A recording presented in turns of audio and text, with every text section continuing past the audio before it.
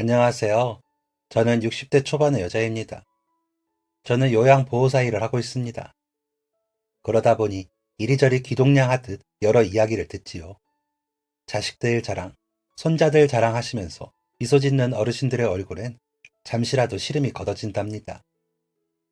그런 어른들을 바라보는 저희들도 마음이 좋아지지요.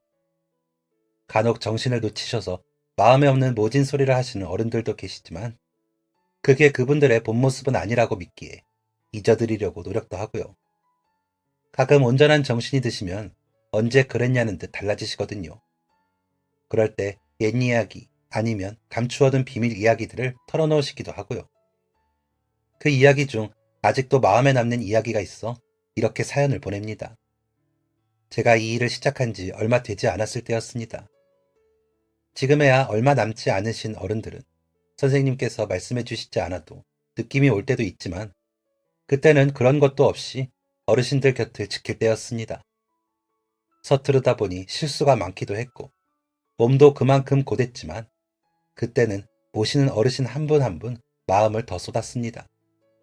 저는 개인적으로 계약을 하고 어르신들을 모셨기 때문에 한 분만 전담으로 모실 수 있다는 게 다행이라고 여겼습니다. 그래서 할 수 있는 한 최선을 다했죠. 시어른 두 분, 친정 어머니까지 마지막 노안으로 보내드리면서 취득한 자격증을 그대로 놓기도 아쉽더라고요.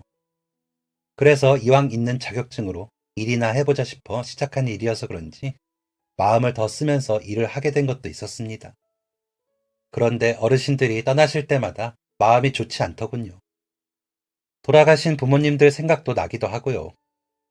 저희 시어른 중 시어머님께서는 폐암을 먼저 앓으셨고 그 병수발을 드시던 시아버님께서는 간암을 앓기 시작하셨습니다. 발병 시기가 1년 정도로 가까워 두 분이서 생활이 불가능하시니 제가 시댁으로 가 병수발을 들었습니다. 다행히 아이들이 다 장성을 해 제가 봐줄 게 적었거든요. 2년 정도 그렇게 지냈는데 5개월 상간으로 먼저 세상을 등지고 가셨습니다. 그때도 마음이 얼마나 힘들었는지 모릅니다. 제가 막내 며느리라 귀여워해 주시고 사랑을 많이 주셨던 분들이라 정이 깊었거든요. 그래서 일부러 병수발을 자처했지만 두 분이 떠나실 때는 너무 힘들더라고요. 그리고 3년 뒤에 저희 친정 어머니께서 뇌경색으로 쓰러져 병수발이 필요하시게 되면서 공부를 시작해 요양사 자격증을 따게 되었습니다. 엄마 곁에서 공부를 하며 일부러 엄마에게 읽어주기도 했죠. 그러면 엄마께서는 어눌한 말투로 우리 딸 최고! 라고 하시곤 하셨습니다. 그런 엄마의 웃는 얼굴을 보는 것이 좋아 더 열심히 공부하기도 했습니다. 그렇게 4년 정도 엄마의 병수발을 들었습니다. 그러고는 웃으며 보내드렸죠. 친정 아버지가 돌아가시고 억척스러울 정도로 저희 자매를 키우셨는데 동생이 외국으로 이민을 가 장례식장은 썰렁했죠. 그나마 남편과 시댁분들이 자리를 지켜주셔서 엄마를 잘 보내드릴 수 있었죠. 그래서 그런가 어른들 모시는 일을 하면서 보내드릴 때가 가장 마음이 아프고 아팠습니다. 그래서 두 분 정도 보내드리고 나니 이 일에 회의감 같은 게 들더군요. 이렇게 괴로운데 이 일을 계속 해야 할까 하는 생각이 들더라고요. 몸도 고되기도 하고 남편도 은근히 제가 일을 안 했으면 하기도 하고요. 그러다 한 할머니가 자식이 없으셔서 사정이 딱하시다며 이번 한 번만 해보고 진짜 아니다 싶으면 그만두세요. 굉장히 점잖은 분이시래요. 라는 팀장님 말씀에 이번이 정말 마지막이라고 생각하고 맡게 되었습니다. 할머님은 말씀대로 점잖은 사람이셨습니다. 조용히 창밖을 보시거나 문을 보시곤 하셨죠.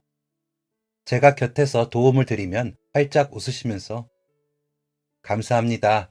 제가 번번이 도움을 받네요. 라며 인사를 하시기도 하시더라고요. 뇌출혈로 쓰러지고 깨어나시면서 치매가 오신 분이라고 했는데 정신이 온전하신 분들보다 더 얌전하시고 소녀 같으셨습니다. 자신의 이름을 잊으시고 신료, 실변을 하시는 어르신들은 아기 같아지시느라 고집이 세지시고 가끔 말도 안 되는 일을 이유로 때를 쓰시기도 하시거든요. 하지만 그 어르신은 그러시지 않았습니다. 창밖의 하늘을 올려다보시며 남편인 할아버지 이야기를 그렇게 하셨어요. 할아버지가 첫사랑이시라면서 수줍어하시며 이야기하실 때는 꼭 새색시 같으셨죠. 우리 남편을 장에 다녀오는 길에 냇가에서 딱 마주쳤는데 심장이 쿵쿵쿵 뛰더라고요. 키도 크고 얼굴이 잘생겼거든요. 멀리서 본 적은 있어도 그렇게 가까이 눈을 맞춘 적은 그때가 처음이라 항상 생각이 나요. 라고 하시는 말로 시작된 할머니와 할아버지의 사랑 이야기를 듣는 재미가 있었습니다. 할머니가 할아버지 말씀하실 때마다 정말 행복해 보이시기도 했고요. 그렇게 할머니를 모신 지 얼마 안 돼 할아버지가 병실에 오셔서 침대 아래 소파에서 아무 말도 없이 할머니를 바라보실 때도 할머니는 할아버지 이야기만 하셨습니다. 우리 남편이 조용히 내 손을 잡고 마을 뒷산을 천천히 걸으실 때는 숨이 제대로 안 쉬어졌어요. 그런 내 손을 지그시 잡고 어찌나 말도 없는지 더 설레었지. 라면서요. 그런 할머니의 이야기에 할아버지는 아무 표정 없이 듣기만 하셨습니다. 너무 슬프셔서 그런 거라 생각했습니다. 할아버지의 눈빛이 너무 슬펐거든요. 아마 너무 사랑하시면서 일생을 보내신 할아버지, 할머니이시라 더 이상 대화를 나누지 못하는 현실이 와닿지 않으실 거라고 생각했습니다. 저희 시아버님도 시어머니를 먼저 보내시면서 괴로워하셨거든요. 본인도 아프시면서 어머님을 지키지 못했다는 생각에 너무 힘들어 하셨던 게 기억이 나며 두 분의 사랑이 더 애틋하게 느껴졌습니다. 할머니는 그 후로도 계속 할아버지와의 일들을 말씀하셨습니다. 글쎄, 우리 할아버지가 시어머니 몰래 내게 신발을 선물해줬는데 그걸 시누이에게 딱 들킨 거야. 그래서 그 신발을 들고 시어머니에게 가서는 오빠가 언니만 이런 거 사줬대요 하는 바람에 둘 다 혼이 났지. 시어머니가 신발을 마당 구석에 던지시는 바람에 흙물이 들어버려서 그 신발을 닦으면서 어찌나 울었는지 몰라요. 그때 우리 남편이 내 어깨를 두드리면서 울지 말라고 하는데도 눈물이 나서 밤새 그 신발을 끌어안고 울었다오. 그러고 그 다음날 우리 남편이 시어머니와 시누이 몰래 뭘 사다 줬는지 알아요? 작은 나비핀을 손에 꼭 쥐어주고 가더라니까. 어찌나 곱던지 기분이 싹 나아졌지. 작은 갯가 건너 있는 친정에도 못 가게 하는 시어머니 밑에서 내가 마음을 많이 졸였거든. 시누이와 시동생은 어찌나 입맛이 까다로운지 반찬 투정도 심해서 혼도 많이 나고 그 덕에 솜씨가 생겨 식당으로 평생 벌어먹었으니 다행이긴 한데 그래도 내가 한눈에 반한 남자랑 결혼한 값이려니 하기에는 너무 고되긴 하더라고요. 라며 시집살이 하신 이야기를 하셨죠. 할머니의 그런 말에 할아버지는 민망하실 만도 한데 그저 묵묵히 들으실 뿐이었습니다.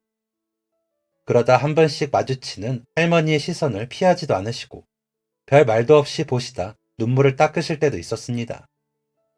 할머니는 그런 할아버지를 보시고는 모르시겠다는 표정으로 선생님, 저기 저분은 누구세요? 손님이신가? 라고 하실 때도 있고 그저 조용히 고개를 돌려 문 밖을 보실 때도 있으셨습니다. 그럴 때마다 치매라는 병이 슬프다고 느꼈습니다. 그렇게 사랑하는 사람을 알아보시지 못하는 게 얼마나 슬픕니까? 그래서 할아버지께 위로가 될까 하며 이런저런 말을 건네기도 했습니다. 할머니가 그래도 할아버지 생각을 많이 하세요. 어제 저녁엔 이 양반이 내가 병원에 있어서 혼자 밥이나 먹었는지 모르겠네 하시더라고요. 라며 전하기도 했습니다. 그러면 할아버지께서는 예 라고만 하셨죠. 나중엔 간간히 인사말을 하시긴 했지만요. 할머니 말씀처럼 말수가 적으시구나 했습니다. 그런데 할아버지가 키가 좀 작고 덩치가 있으신 분이라 할머니 말씀과는 좀 다르구나 했습니다. 할머니는 할아버지께서 여리여리 하셔서 셔츠를 입고서 계시면 그렇게 폼이 났다고 하셨거든요. 얼굴도 꼭 배우처럼 고우셨다고요. 그런데 제가 뵌 할아버지는 키도 좀 작으시고 풍채도 좋으신 데다가 얼굴은 귀여운 편의 얼굴이셔서 할머니 눈에는 그렇게 보였나 보다 했습니다. 그러면서 혼자 웃기도 했었죠. 제 눈에 안경이라더니 다 짝이 있구나 싶어서요. 그러면서도 안타까웠습니다. 그렇게 사이가 좋으신 두 분이 병 때문에 생이별을 하시거나 다름이 없었으니까요. 그래서 다짐을 했습니다. 이번 일을 마치면 남편과 노후 생활을 해야겠다 하고요. 아등바등 아이들 다 키워놓으니 부모님들 번갈아 아프시는 바람에 남편과 떨어져 지낸 세월이 세어보니 꽤 되더라고요. 일하느라 긴 시간을 함께 하지도 못하고요. 그래서 더 나이 들기 전에 좋은 곳에 여행도 다니고 맛있는 음식도 같이 먹으면서 나이 들고 싶다고 생각이 들었거든요. 더 나이 들어 할아버지 할머니처럼 서로가 서로를 못 알아보는 그런 날이 오기 전에 그러고 싶더라고요. 그래서 할머니를 더 정성껏 모셨습니다. 제가 마지막으로 모시는 분이라고 생각했으니까요. 내가 고등어 조림집을 오래 했어요. 한 40년 했나? 50년 했나? 그런데 왜 그 음식을 했는지 알아요? 우리 남편이 제일 좋아하는 게 고등어 조림이거든요. 시래기 깔고 얼큰하게 졸여내면 식사를 두 그릇도 더 하셨지. 맛있게 드시는 것만 봐도 배가 불렀어. 워낙 입이 짧아서 한 그릇도 겨우 비우셨거든. 이라고 하시더라고요. 장사마저도 할아버지가 좋아하시는 메뉴로 하셨다는 할머니는 고등어 조림을 어떻게 하면 맛있는지 자주 이야기하시고는 했습니다. 먹어보지도 않은 할머니의 고등어 조림 맛을 알 것 같을 정도로 들었죠. 제가 고등어를 엄청 좋아하거든요. 어쩔 때는 군침이 돌아서 침을 꼴깍 삼킬 때도 있을 정도였습니다. 양념장 졸여지는 냄새가 나는 것 같았죠. 제가 집에 다녀와야 할 때나 휴일에 자리를 지키시는 팀장님께서는 진짜 할머니가 해주시는 고등어 조림 먹어보고 싶다. 말씀하신 것만 들어도 고수야. 라며 가시곤 하셨습니다. 제가 할머니 아침을 드시게 도와드리고 있으면 할아버지가 오셔서 앉아 계시곤 하셨는데 할머니는 번번이 할아버지를 모른 척을 하셨습니다. 할아버지는 식사하시는 할머니를 보시며 들어오셔서는 가만히 할머니가 식사하시는 것을 보셨죠. 제가 일부러 할아버지 식사하셨어요? 제가 집에 갔다가 고등어 조림을 좀 싸왔어요. 할머니가 어찌나 맛깔나게 말씀을 하시는지 먹고 싶더라고요. 같이 좀 뜨실래요? 하고 여쭈어봤는데 아닙니다. 먹고 왔어요. 저는 고등어를 먹으면 두드러기가 나서 못 먹어요. 신경 쓰지 말고 드세요.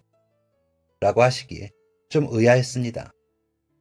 할머니가 말씀하시는 것으로 봐서는 음식 하시는 게 그냥 지어낸 말 같진 않는데 할아버지는 고등어 알레르기가 있다고 하시니 좀 이상하더라고요.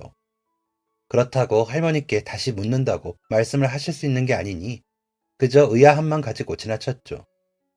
1인실에서 이루어지는 보살핌에는 더 말조심이 필수라 물을 생각도 못할 뿐만 아니라 아프신 분께 말을 해도 제대로 된 대화를 할 수 없으니 말씀하실 때 맞장구나 치게 되거든요. 그래서 그때도 그렇게 지나갔습니다.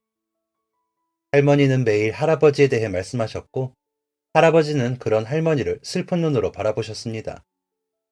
그런 두 분을 지켜보는 저는 안쓰러움만 가질 뿐이었죠. 그러던 어느 날 할아버지께서 화장실에 가시려는지 일어나 병실 밖을 나가시는데 할머니께서 이제 오지 말아요. 뭐 좋은 꼴이라고 와서 봐요. 자꾸 이러면 내가 너무 부끄러워. 라고 하시는 겁니다. 그런데 할아버지는 그런 할머니의 말에 돌아보지도 않으시더니 나가시더라고요. 그래서 제가 할아버지 속상하시게 왜 그런 말씀을 하세요? 더 좋은 말도 많은데. 라고 했더니 저 사람 여기 자주 와요? 라고 물으시더라고요. 그래서 매일 오시죠. 매일 아침 오셔서 할머니 저녁 드시는 것 보고 가시죠. 어찌나 애틋하신지 몰라요. 라고 말씀드렸더니 할머니는 아무 말 없이 창밖 하늘을 보시더니 눈물을 닦으시더라고요. 그러다 한참을 하늘을 보시다 주무시더라고요. 할아버지는 밖에서 기다리셨는지 할머니가 잠드신 후에야 병실로 들어오시더라고요. 가끔 할머니를 위해 꽃을 한 다발 사서 오시기도 하고 베개를 사오시기도 하시는 할아버지의 정성에 저도 감동을 할 지경이었습니다. 저렇게 사이가 좋으신데 왜 자식이 없으셨을까 아쉽더라고요. 그래서 시집살이를 고되게 하셨나 싶기도 하고요. 두 분 사이에 자녀가 있으셨다면 할아버지께서 조금은 덜 쓸쓸하시지 않으셨을까 싶기도 하고요. 할머니는 주로 할아버지와 여느 때 이야기나 신혼 때 이야기를 자주 하셨습니다. 그리고는 장사하면서 힘들게 한 손님들 이야기를 하시곤 하셨죠. 그런 손님들 이야기를 하시면서도 한 번도 거친 말씀을 하시지도 않더라고요. 한 번은 내가 장사를 하니까 아무래도 편하게 대하는 손님도 있지요. 그러다 보니 괜히 음식 가지고 트집을 잡아 말하기도 하고 나오지도 않은 머리카락이 나왔다고 소란을 피우기도 해. 내가 머리를 묶어 수건을 쓰고 음식을 하는데도 머리카락이 나왔다고 하더라고요. 그럴 때는 속이 어찌나 상하는지 몰라요. 힘들게 만든 음식을 그렇게 내리깎으면 너무 속상해. 라고 하시기에 할아버지께 혼내달라고 하시지 그랬어요. 라고 했더니 그 양반이 그럴 줄 알았으면 내가 그렇게 시집살이를 했겠어요. 우리 남편은 그런 일에는 나서지도 못해요. 얼마나 점잖은 분인데. 내가 그래서 그 사람을 좋아했지. 라며 다시 하늘을 보시더라고요. 그래서 할아버지께 할머니가 할아버지 많이 좋아하시나 봐요. 라고 했더니 할아버지는 눈을 지그시 내리까시더니 그랬겠죠. 그랬나 봐요. 라고 하시더니 병실 밖으로 나가시더라고요. 마음이 많이 아프시구나 싶어 저까지 마음이 아팠습니다. 할머니는 그 후로도 종종 정신이 돌아오시면 오지 말라니까요. 가세요. 가. 라며 소리를 치시고는 했습니다. 너무 냉랭하게 말씀하셔서 놀랄 정도였죠. 그러면 할아버지께서는 또 조용히 일어나 병실 밖으로 나가셨죠.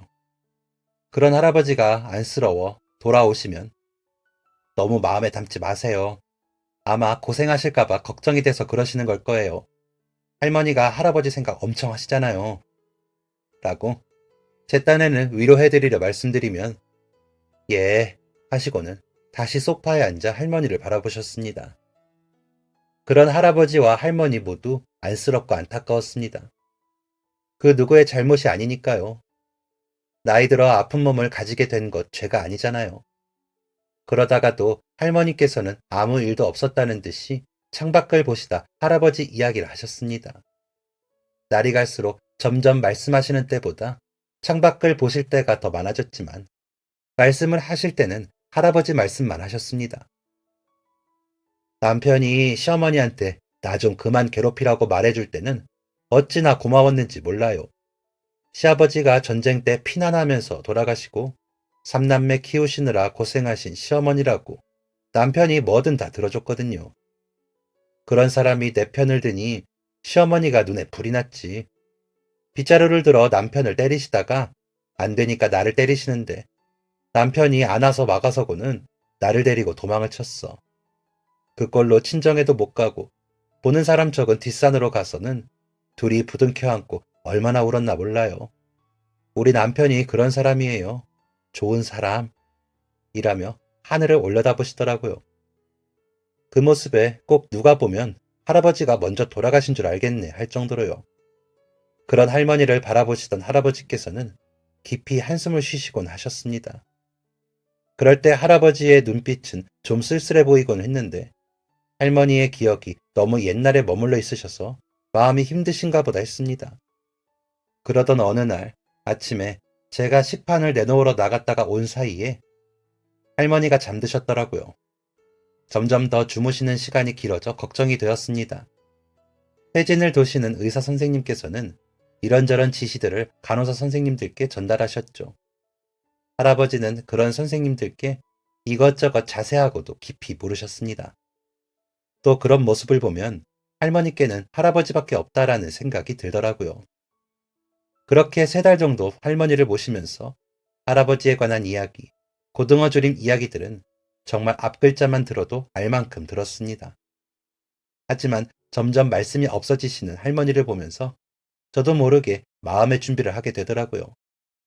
할아버지는 그런 할머니가 안쓰러운지 주무시는 침대 곁에 가셔서 지그시 내려보시다 눈물을 닦곤 하셨습니다. 그런 할아버지를 보며 저도 눈물이 날 것 같았죠. 저렇게 애틋하신데 이별을 앞두고 얼마나 마음이 아프실까 싶어서요. 그래서 할머니께도 할아버지께도 되도록 더 친절하게 잘 해드리고 싶다는 생각을 했습니다.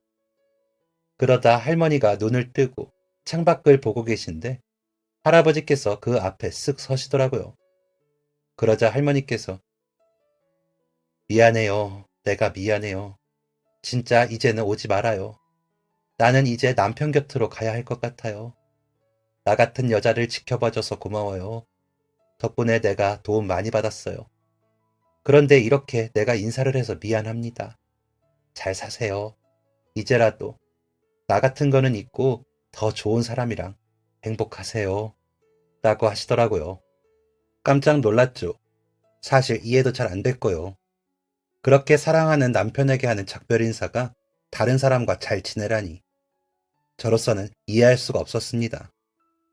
하지만 할아버지는 할머니의 그 말씀을 듣고 그 자리에 엎드리시더니 펑펑 우시더라고요. 어깨까지 들썩이시며 우시는데 감히 곁에 가서 위로도 못하겠더라고요. 그래서 한동안 그렇게 우시게 그냥 두었습니다. 병실 앞에 대기 의자에 앉아 먹먹한 마음으로 기다렸습니다.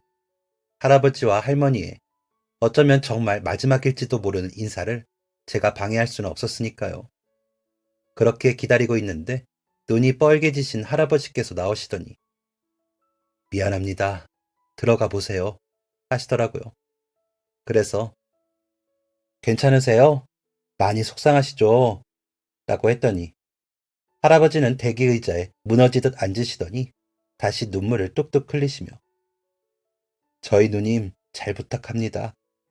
하시더라고요. 깜짝 놀랐습니다.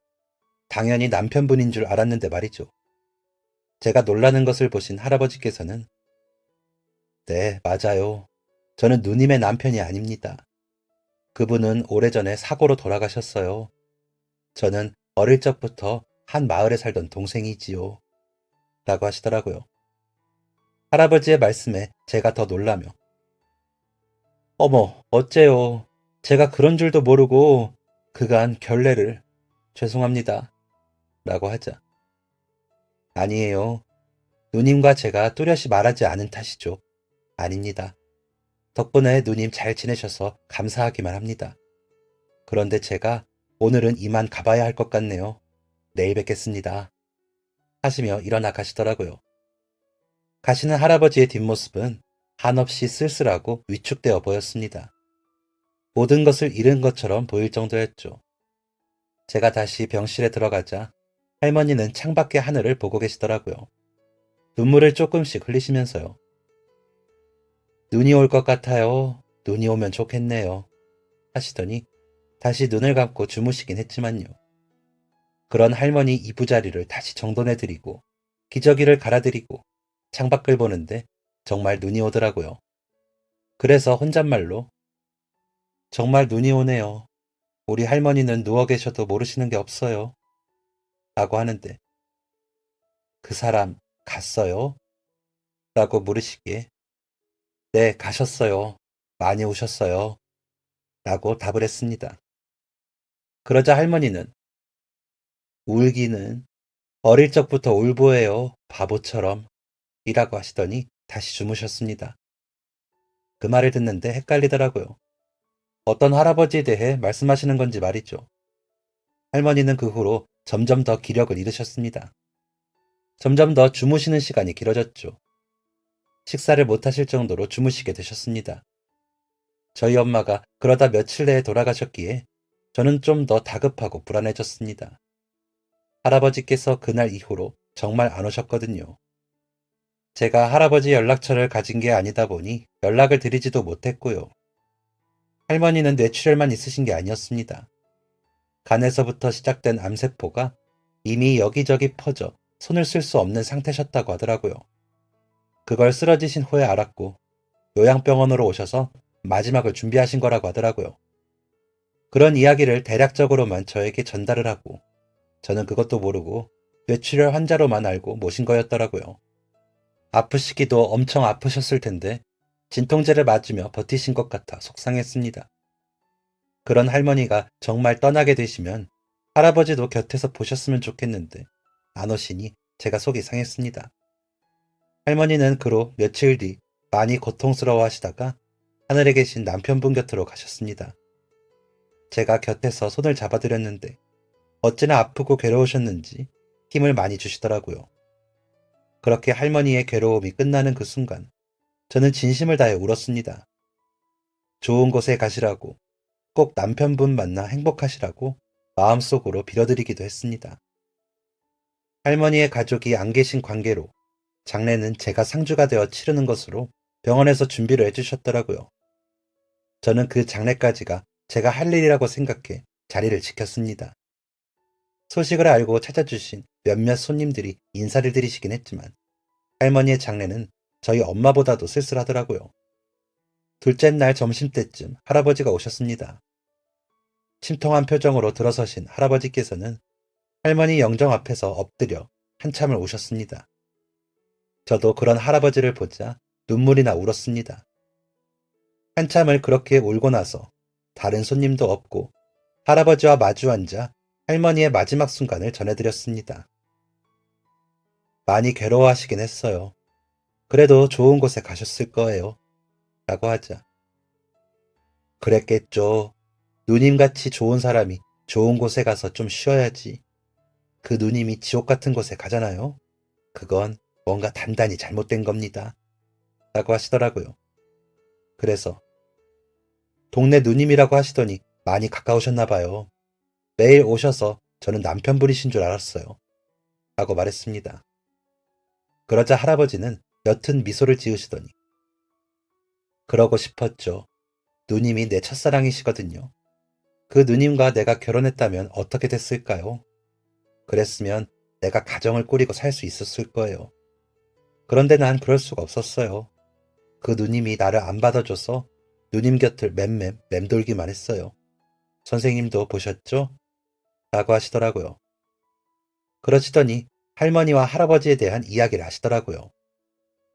누님은 개울가 위쪽 집에 살았어요. 거기가 우리 동네에서 제일 가난한 집이었지. 아들 낳는다고 딸만 8을 낳은 집이었거든요. 누님은 그 중에서 넷째였어요. 자매들 중에 제일 예뻤어요. 우리 집은 누나네 집 바로 건너여서 그 집 딸들 냇가에 나와 뭘 하면 다 보였어요. 넘어다 보며 13살 때부터 누님을 좋아했어요. 꼭 누님하고 결혼하겠다고 생각했지. 누님도 나만 보면 반갑다고 손을 흔들어줬거든. 나보다 2살밖에 안 많으면서 꼭 그렇게 어른처럼 굴면서도 만나서 반가울 땐 꼭 아이처럼 웃었어요. 그런 누님을 난 너무 좋아했어. 되고 싶은 사람이 누님 남편이었으니까. 누님의 남편은 우리 집 아래쪽으로 내려가면 있는 집이었어요. 그 형님은 대대로 땅도 있고 재산이 있는 집 자식이었죠. 전쟁 때 피난 다녀오고도 괜찮은 집은 그 집 하나였다고 하더라고요. 그래서 그런가 형님 집에서 누님 시집살이를 엄청 시켰어요. 누님한테 들었죠? 누님 친정에서는 제대로 혼수도 못 해보냈으니 아무 말도 못하고 매일 누님이 울었어요. 그래서 나는 그 형님이 참 미웠어요. 왜 손을 잡고 걸어서 동네 소문이나 서둘러 결혼을 했는지 말이에요. 나는 누님을 웃게 할 수 있는데 형님은 누님을 울리기만 하는데 누님은 그 형님 어디가 좋은 건지 매일 형님만 바라보며 웃더라고요. 그저 형님 곁에만 서면 금세 배시시 웃더라고요. 그러다 하루는 둘이 도망을 쳤대요. 생각을 해봐요. 결혼한 부부가 부모님이 무서워 도망을 쳤다는 게 말이 되나. 누님을 너무 들볶으니까 형님이 누님을 데리고 피한 거지. 누님의 시어머니가 누님의 친정집에 가 한바탕 난리가 났죠. 나쁜 누님이 착한 형님을 깨어내서 도망쳐 나가더니 일주일이 넘도록 안 돌아온다면서 누님의 어머니, 아버지를 들들 볶았어요. 마을 사람들이 그만 좀 하라고. 자식이 얼마나 시달렸으면 도망을 치겠냐고. 엄한 데 와서 사람 잡지 말라고 말려주고서야 끝이 났죠. 누님이 그 형님에게 시집을 가던 날보다 더 슬펐습니다. 누님을 어쩌면 보지 못할 거라는 생각에 말이죠. 라고 말하시던 할아버지는 할머니의 영정사진을 바라보시며 그러다 누님을 다시 만난 건 형님 장례식에서였어요. 사고가 났다고 하더라고요. 둘이서 뭐든 하면 먹고 살겠지 싶어 형님이 마련한 돈으로 작은 방을 구해 형님이 막노동을 했대요. 그런데 그것도 해본 사람이나 하지. 부잣집 장손이 그런 일을 어떻게 하겠어요? 그러다 사고가 났지. 장례식에서 누님은 자꾸 내쫓겼어요. 남편 잡아먹은 여자라며 형님네 식구들이 내쫓더라고. 아이도 없이 그렇게 빨리 가버린 형님을 누님은 원망도 안 하는지 문 밖에서 울면서 자리를 지켰어요. 그러다 그 집 문중 어르신 말씀에 상복을 입고 상주로 서더라고요. 아무리 그래도 남편을 잃은 미망인을 남편 상에 못 들어오게 하는 게 말이 되냐며 형님 어머니를 엄청 나무라시더라고요. 우리는 일 돕는다고 보고 있는데 어찌나 우라가 치미는지 할 수 있으면 내가 누님 손을 잡고 가고 싶었어요. 그런데 그때도 내가 못 그랬지. 용기가 없어서 라더니 할아버지는 다시 눈물을 훔치셨습니다. 그러시더니 그러고는 동네에서 다시 누님을 못 봤어요. 소문에 형님 집에서 돈 주고 쫓아보냈다는 말만 들었죠. 어떤 사람들은 누님이 도망갔다고 하기도 했어요. 그러다 우연히 친척네 다니러 갔다가 누님을 만났어요. 한 10년 만인가? 누님도 나도 나이가 들은 티가 나는데 알아보고 인사를 하는데 다행이더라고요. 누님이 어릴 때처럼 웃으며 나를 반겨주었거든. 그러다 누님이 하신다는 가게에 갔는데 고등어 조림이랑 고등어 구이를 하시더라고요. 형님이 제일 좋아하던 메뉴라면서 혼자 지내냐 물었더니 내가 누굴 어떻게 만나 하는데 나한테도 기회가 왔구나 싶더라고요. 내가 목수일을 배워 돈을 좀 만질 때라 누님 고생 안 시키고 살 수 있겠다고 생각했거든요. 그래서 그 다음 날부터 매일 가게에 갔어요. 시간 나는 대로 갔지. 그때 그 근처에서 하던 공사가 있어서 그 지역에 간 거라 숙소가 누님 가게랑 가까웠거든요. 공사가 마무리될 때까지 누님에게 나도 이제 남자요 하고 익혀두고 고백하려고요. 그러면 누님이 나를 받아주고 행복하게 살기만 하면 된다고 생각했어요. 바보같이. 누님이 사별을 했다고 내가 건방지게 생각을 했던 거죠. 그래서 공사가 마무리될 때쯤 누님에게 이제 그만 나를 남자로 봐주면 안 되겠냐 물었더니 눈이 엄청 커지면서 손사래를 치더라고요. 그래서 아직도 나는 안 됩니까? 하고 물었더니 나는 아직 남편이 좋아 못 있겠어 라고 하더이다. 머리를 망치로 들이맞은 것 같았죠. 내가 먼저 고백을 했었을 때 나는 좋아하는 사람이 있어 라고 들었을 때보다 더 정신이 없더군요. 그래서 공사가 끝나고도 나는 그 지역을 떠나지를 못했어요. 아예 그곳에 방을 구해 그쪽에서 나는 일만 하면서 매일 누님 가게에 갔죠. 누님은 그런 내게 여러 음식을 해주곤 했어요. 고등어를 못 먹는 나를 알아서 그런가 다른 걸 해주더라고요. 그러니 내가 누님이 더 좋았죠. 누님이랑 비슷한 여자만 나타났어도 결혼을 했을지 몰라요. 하지만 누님 같은 사람은 없더라고요. 나는 세상에 태어나서 누님처럼 환하게 웃는 사람을 본 적이 없었거든요. 그래서 도저히 누님이 포기가 안 돼서 누님 가게에 그저 말없이 매일 갔어요. 주문도 안 하고 들어가 앉으면 누님은 상 차려 밥을 주셨지. 그러다 시비 거는 손님을 내보내주기도 하고 가게에 고칠 것 있으면 고쳐주기도 했지. 이제나 저제나 나를 남자로 봐줄까 싶어 그렇게 갔어요. 그런데 웬걸 누님 손맛이 소문이 나서 가게가 점점 더 잘 되잖아요. 그래도 매일 가서 밥 먹고 여러 가지 처리해주면서 지냈어요. 시간이 그렇게 잘 가더라고요. 나는 누님 근처만 맴도느라 해놓은 것도 없는데 누님은 점점 부자가 됐어요. 그러더니 가게 더 짓는다고 나한테 공사를 부탁하더라고요. 그래서 해주고 또 가까워진 것 같아 이제 그만 나랑 삽시다 그랬더니 그런 말 할 거면 가게 오지 말라 하기에 더 말 안 하고 가게에 가서 밥 먹고 누님만 보고 왔어요. 그렇게 서로 할머니 할아버지가 되었죠. 그러다가 그날 아침에 이상하게 빨리 누님 가게에 가보고 싶더라고요. 그래서 서둘렀는데 아직 다른 직원들이 나오지 않은 가게에 누님이 쓰러져 있잖아요. 그래서 병원 모시고 갔더니 암이 손을 쓸 수도 없다고 암이 뇌에도 퍼져서 뇌출혈도 오고 치매도 올 거라고 그러더라고요. 그래서 요양병원으로 와 있다가 그날 나 엄청 온나래요. 한 번 더 물었으면 나랑 살았을지도 모른다고 하면서 그래도 열심히 살다가 형님 곁으로 가서 기쁘다고 그러시더라고요. 그 말을 듣고 내가 도저히 못 오겠어서 안 왔어요. 간호사님께만 연락처 남기고요. 요양사님께 연락처 남기고 하면 내가 또 오고 싶을 것 같더라고요. 그런데 어제 간호사님 전화를 받고 놀라서 있는데 변호사한테 연락이 왔더라고요. 누님 유산 상속자가 나라면서요. 무슨 소리냐 했더니 누님이 아픈 걸 아시기도 전부터 저한테 재산을 남긴다는 유언을 남겨서 변호사에게 서류를 남겼더라고요. 친인척 모두 연락도 안 하고 산 세월이 길어 남보다 못한데 내가 곁에 있어줘서 고마웠다면서요. 나는 그저 누님 곁에 있고 싶어서 간 건데 그 마음은 몰라주고 밥만 차려주더니 돈은 왜? 하시더니 오셨습니다. 할아버지의 이야기를 듣는데 어쩌면 할머니는 미안한 마음을 밥으로 대신하신 게 아닌가 하는 생각이 들더라고요. 음식 이야기를 하실 때 먹는 사람들을 떠올리시면서 좋아하셨거든요. 남편분 이야기 하실 때만큼 행복해 보이셨고요.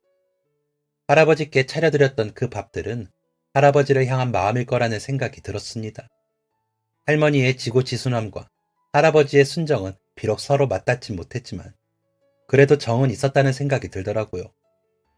할아버지는 발인 때도 많이 오셨습니다.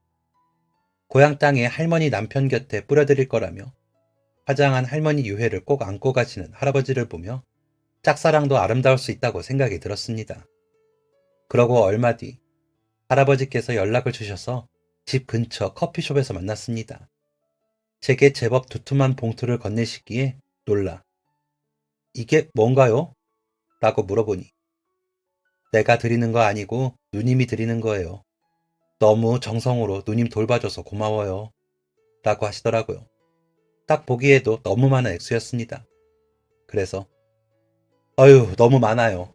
저도 월급 받고 하는 일인데 이렇게 따로 주시기까지 하면 제가 너무 부담스러워요. 라고 하며 받지 않으려 했습니다.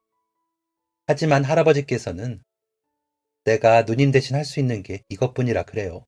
제발 받아주세요. 부탁합니다. 하시더라고요. 그러시더니 나머지 누님에게 받은 유산은 누님 이름으로 재단을 만들어서 아픈 사람들이나 혼자 사는 독거노인들 돕는 데 쓰려고 해요. 누님이 건강하실 때 그런 이야기 가끔 하셨거든요. 나도 내 노후는 나름 다 준비해뒀는데 누님은 끝까지 나를 동네 꼬마로 보셨나 봐요. 라며 쓸쓸하게 웃으시고는 일어나 가셨습니다. 갑작스럽고 당황스러워 집에 와서도 가슴이 콩닥콩닥 거리더라고요. 그러다 할아버지께서 재단 설립하시고는 제게 연락을 또 주셨더라고요. 아마도 할머니에 대한 이야기를 나누실 곳이 없어 그러시는 것 같았습니다. 그 마음이 이해가 되면서 요양사 일이 마음이 아프기만 한 일은 아니라고 생각이 들어 지금도 하고 있답니다. 대신 1년에 6건 이상 일 안 하는 조건으로요. 남편이 부탁을 하더라고요. 중간중간 쉬면서 여행도 다니고 하자고요. 그러니 너무 일만 하지 말고 이제 본인도 좀 봐달라고 하더라고요. 부부는 이심전심이라더니 오랜만에 통한 게 있는 것 같아 그러자고 했습니다. 그리고는 요즘은 또 쉬는 기간이었다가 일주일 있으면 다시 일하러 가기로 해놓고 할머니 할아버지가 떠올라 이렇게 사연을 써봅니다.